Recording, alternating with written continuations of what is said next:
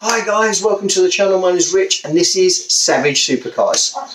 Hope everyone's staying safe and looking after each other in these difficult times. I appreciate it's extremely unusual circumstances, but if we all stay safe, stay indoors, follow the guidelines, soon enough we'll be out doing what we want to do, which is driving Savage Supercars, which is really what. So please stay safe. Guys, what we're talking to you about today is something called the Savage Supercar Quiz, okay?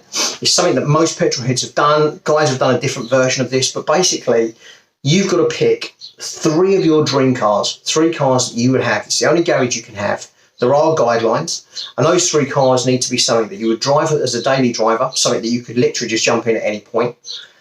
We then move on to a fun car, so something that you would drive for the weekends, something that would really give you that feel and that buzz that's a bit above beyond the daily driver. And then maybe a track focused car or something for that real extreme special occasion. So that's kind of where we are with it. And we want you guys to think about what you would pick, and everybody's garage is going to be different. I appreciate that. Some people will want one manufacturer all the way through. I know people that will say, right, it's got to be Mercedes-Benz, or it's got to be BMW, it's got to be Porsche, or whatever. And that's absolutely fine. So the guidelines are these. Your daily driver has to be less than 75 grand. Your fun car has to be less than 150 grand. And your track-focused extreme car, hypercar if you like, can be any budget.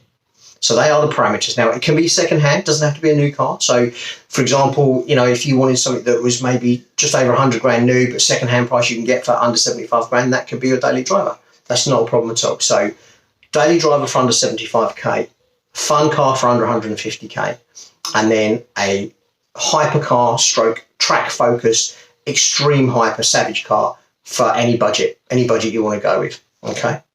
So I spoke to a lot of people about this, and it really opened up a massive can of worms. People sort of not arguing, but had very heated conversations with guys going, no, your daily driver has to be a Range Rover, or you know, there's no better car for everyday things, or it needs to be a McLaren, or it needs to be, you know, you can't get a better track car than the Porsche 911 GT2 RS. So it really is it's a personal choice. You know, everyone's perspective is going to be slightly different. Some people won't have a single convertible car. Some people adamant they've got to have at least one convertible car. Some people want a hypercar as their top hypercar situation. Some people say, no, I want a track focused car.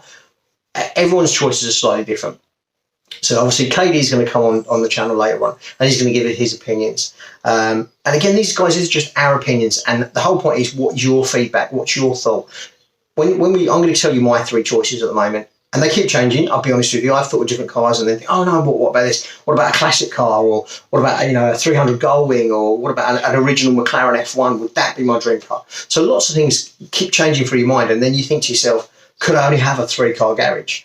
You know, Vehicle Virgins, I don't know, it's got 5 or 6 cars. I know Tom at TG's got 11 cars at the moment. So could you just have 3 cars as your go-to garage? That's it. You know, if money was no object, that's what you're going to have. So you need to think about what you want to do. And on YouTube, put a message below, comment below, tell us what you think. Let us know what your opinions are. You know, there'll be certain people that have to have a Nissan GTR because that's their dream car, and I totally get it. There'll be other people that wouldn't want a Japanese car. So that's absolutely fine, not a problem at all. Let's see what we can do. Let's get some comments going between everybody. Let's get some data sort of conversations with guys. Let's have some feedback. Let's have some opinions. All right. So for me, daily driver, this was really difficult.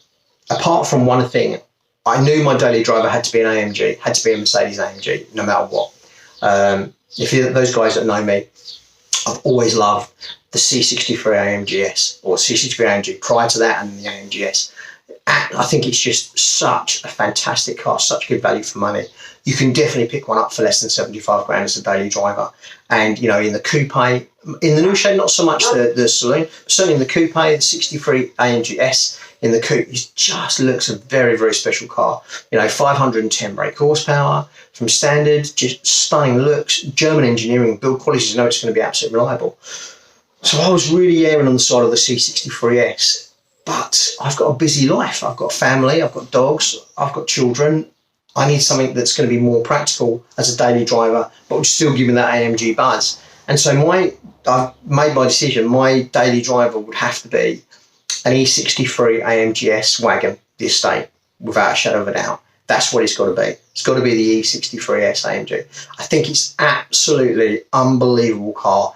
It looks like a sleeper, just looks like an E-Class estate to those people that aren't aware of what it is. So, you know, you're a set of traffic lights and people just think it's just an old man or a golf enthusiast car. And it's really not anything like that at all. We're talking 610 brake horsepower from standard manufacturer. It's unbelievable. The sound, amazing. It sounds like thunder. It drives fantastically well. The ergonomics inside, the new E-Class interior is just, I think nothing touches it. Even though I like an M5 competition, I don't think the interior can touch the E-Class. I think the E-Class really is a little bit special. A few people have said that the drive can be a little bit hard on long runs, but I think overall day to day, I mean, these, you know, the top spec, these are about 100 grand, and you can pick these easily up under 75 grand now. Absolutely unbelievable car. And I don't think, even the RS6, I don't think the RS6 can touch it for what you can get for under 75 grand. I think that the E63 wagon will be my daily driver, my day-to-day daily driver. That would be my absolute daily driver that I would love. And it would tick every box. If I have to take the dogs to the vets or take the dogs to the beach, go shopping with the family, take my kids shopping, whatever I'm doing, as a family trip, you know, I think it's absolutely perfect. And if I wanted to go to the south of France in it, what an amazing car to take to the south of France for a holiday. So E63S, excuse me, E63S AMG wagon for me would be my daily driver. Now we come to the fun car, and this is where it gets a little bit more difficult. You've got a budget of 150 grand. So you're like, okay, right, where are we going to go with this? Are we going to go with Porsche 911? That would be an obvious choice. The 911 is every man's sports car, isn't it? It's just absolutely fantastic. And there's a 911 for every price bracket. So would you look at a 911 for your fun car? And it would be a lot of fun. And then you think to yourself, well, actually, as one of my previous videos, you can get 720S now for under 150 grand. It's absolutely ridiculous. That's a £225,000 supercar for less than 150 grand. 600 LT, bought an amazing car, absolutely amazing car. Lamborghini Huracan, Bentley GT. It all of a sudden opens up this massive, massive, massive debate of what you would have for under 150 grand as a car that would just be so much fun to drive. Would you want a convertible? You know, would you try and see if you can get a Huracan Spider for 150 grand? It's a lot of car. There's some Ferraris for under 150 grand.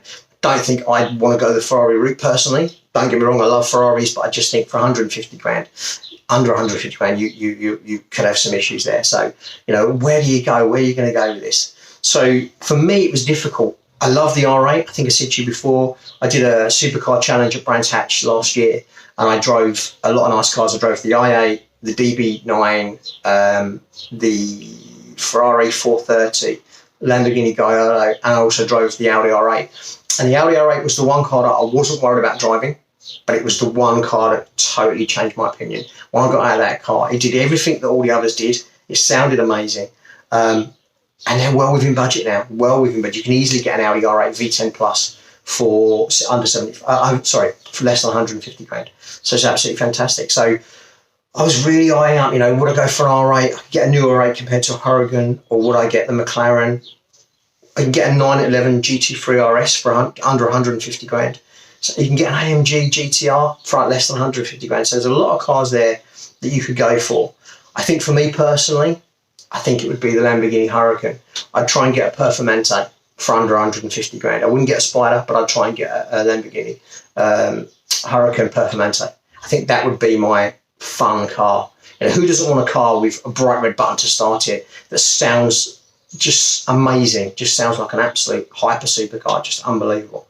So I think for me, the Huracan Performante would be my choice for my fun car for under 150 grand. And then we get to the final car, which is the hypercar package, if you like, the track focus or hypercar. And this is really becomes very, very difficult. As I said to you before, you know, would you want a classic car? Would you want like a 300 SL Gullwing, or would you want an Aston Martin DB5 James Bond car, or, you know, the Mustang Eleanor, you know, 500 GT Fastback? Where would you go with this? Would you want a classic, or would you want a modern day car? And for me, it came down to two things, if I'm honest with you. The Aston Martin DBS Superleggera, because I just think it's an amazing car. I just absolutely love it. I think it ticks all the boxes. I think it's unbelievable, iconic, savage car. I think it looks amazing, and they're down to 160, 170 now, and about 200 for the Volante version.